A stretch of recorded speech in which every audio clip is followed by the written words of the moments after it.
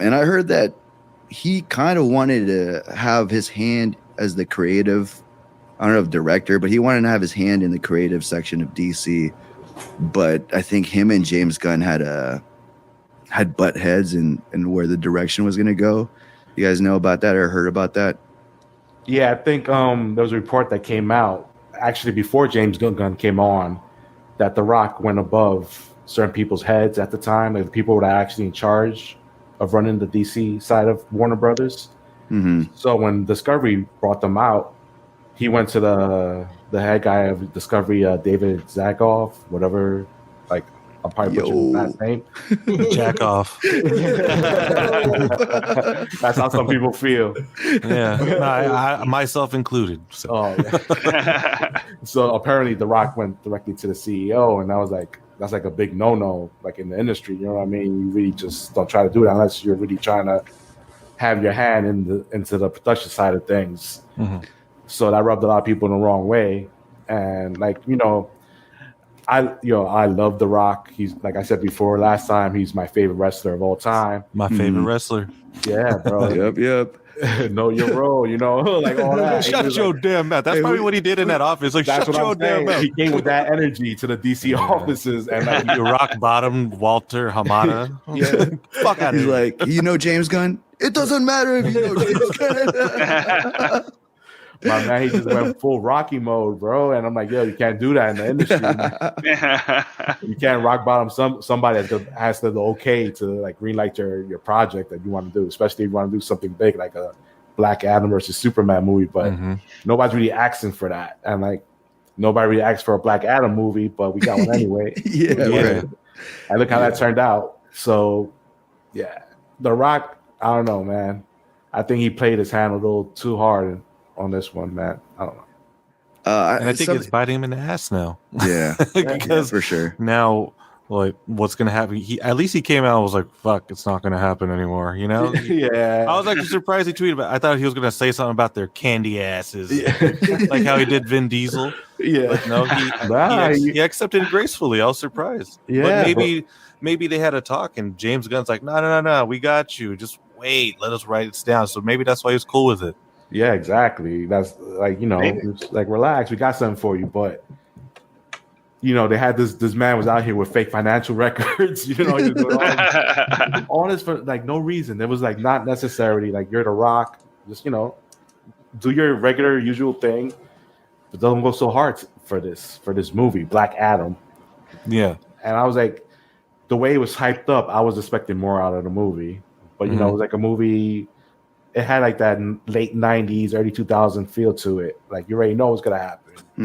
You already know the kid's gonna get kidnapped at one point in the film. Yeah. You know what I mean? Like, and for him to be hyping it up like it was gonna be like this big thing, I was disappointed. And for people believing that this was gonna be like the first movie to really launch the DC universe, bringing back Henry Cavill and all this, like all that was for nothing. It's got people's hopes up now, and like they're just all disappointed because it's not happening.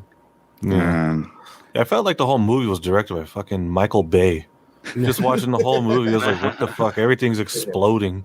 It was. I think the director, they were trying to wow us with the end, like the special effects, and I was just trying to follow. I was like, "Where are they going with this fucking movie?" The whole time, I was like, "Where are they going with this?" And like you said, it was predictable. Oh, this kid's gonna get kidnapped, and that guy's gonna turn into the bad guy, and The Rock is gonna save the day, because that's all I saw. It wasn't Black Adam; it was The Rock. Yeah. It was The Rock in a costume playing The Rock with superpowers. But like I said, it was entertaining. And after I watched the movie, after I let the entertainment kind of settle, and I thought for the movie, I was like, bro, Dr. Fate carried that fucking movie. Yeah. No question. Pierce Brosnan, man, he came with it, man. It was great. Like half of the Justice Society of America was good. The other half is like, do about these guys, like the Lovebirds or whatever they were trying to do over there with these characters. Even Dr. Fate, he was a great Dr. Fate, but they killed him off. What the fuck? That and like Dr. Fate, like I hate to be that guy, but you can see like I love my comics. But once you're Dr. Fate, you don't have you can't take the helmet off like that. Like it's not you putting on the helmet. like you're possessed by the spirit of Naboo. Exactly. In the helmet. So him taking the helmet off, acting like kind of like pretty much being a more Doctor Strange than Dr. Fate in this movie.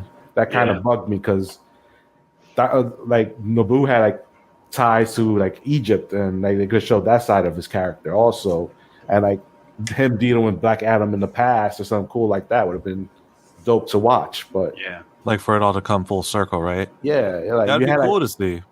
Yeah, you had like two characters actually that had connections to Egypt, and you know Hawkman and Dr. Fate. Exactly. And they didn't do nothing with that. Yeah, you know, and I liked Hawkman. I thought he was cool, and it was just weird how, I don't know, like he was this hothead and Dr. Fate had to keep him in check. I was like, what the fuck, man? Like Hawkman don't give a fuck about you. Like I would watch like the Justice League series a lot, and like how Hawkman just did whatever the fuck he wanted. It's like now all of a sudden Dr. Fate's telling him you need to calm down. It was like a weird dynamic. It was but you know they're going for the stereotypical high head, like you know he has to learn his lesson throughout the movie, so he's just being hard headed and doing whatever he needs to do. So you know, like I said, predictable stuff coming out there. Like the actors put their all into the roles, like they were entertaining characters, but they could have done more with those characters. I feel. Yeah, I was actually surprised they decided to put the what are they, the Justice Society in it, because I thought it was weird that The Rock would pick Black Adam to make a movie. You know, like The Rock doesn't strike me as a comic head to be able to like, hey, yeah, let's do a Black Adam movie. Yeah, and let's really tell his story. I felt like he saw Shazam and he's like, hey, this guy, I could probably look like him. You know, let's make a movie about him and I'll be him. You guys heard about his contracts? He uses kind of like his clout to be able to pull strings in the industry. Oh, definitely. And I feel like that's the problem with someone who's not really versed in the source being the head of the franchise. You know what I mean? Yeah. And I don't know. I mean, Marvel at the time could not miss, but conspiracy. I don't know if Stan Lee not being present to be like a consultant of how the direction should go is a reason for that. You know what I mean? Because I don't know. This is another talking point of ours. Disney series, the Plus series. 2 words to sum it all up. It's all blue balls, man. Like it's all, you know what I mean? We wait for the next episode. We're all on Reddit looking up theories, and that's usually the best part of the show. You know what I mean? Yeah, like it's like more the theory making and like the discussions and all that stuff is actually more entertaining than most of the stuff that coming out of Disney Plus is. But yeah, right. You guys heard about his contract though, right? The Rock's contract, like his little details he had for the movies, like he can't lose and stuff, right? He can't. If there's a fight scene, he can't lose that fight scene. Yeah. And if he's fighting Superman, they have to throw the same amount of punches. It doesn't matter if he's Superman. I was like, whoa, man! Like, hey, I like how The Rock was like, you know, trying to like grab Warner Brothers by the balls and say, hey, let's make something happen. But at the end of the day, it's like, dude, you grabbed everyone's balls and fucked all of them. Much, man. He didn't care. He was fucking giving the people's elbows to everybody. And he literally called it, this is the people's elbow, and give it to all the people. Yo, and it's crazy too, because then I find out his wife is like Henry Cavill's agent also. So there's like that whole connection. Yeah. And that's why they're taking pictures. Like I used to see him taking pictures, like him drinking The Rock's tequila, which he wanted to push into the Black Adam film. I think he wanted like a shot of his tequila in the film for a PG-13 film. It was hilarious. That's funny. So yeah, this dude, like The Rock he's trying to do too much, man. He's like too much. He should have known his role. I guess I can see why Vin Diesel wasn't having it in the Fast and Furious. Like that, this actually makes Vin Diesel look so good right now. Yeah, because the whole time I was like, Vin Diesel being a pussy, and I was like, nah, I think The Rock was being a little bitch. Vin Diesel like, at least I get to finish my trilogy right now, and I only say 3 words. Yeah. Damn right. That guy's Hey, how much does he get paid to just do that? Just those 3 words. Dude, shout out to his agent for that, bro. Yeah. You know that guy.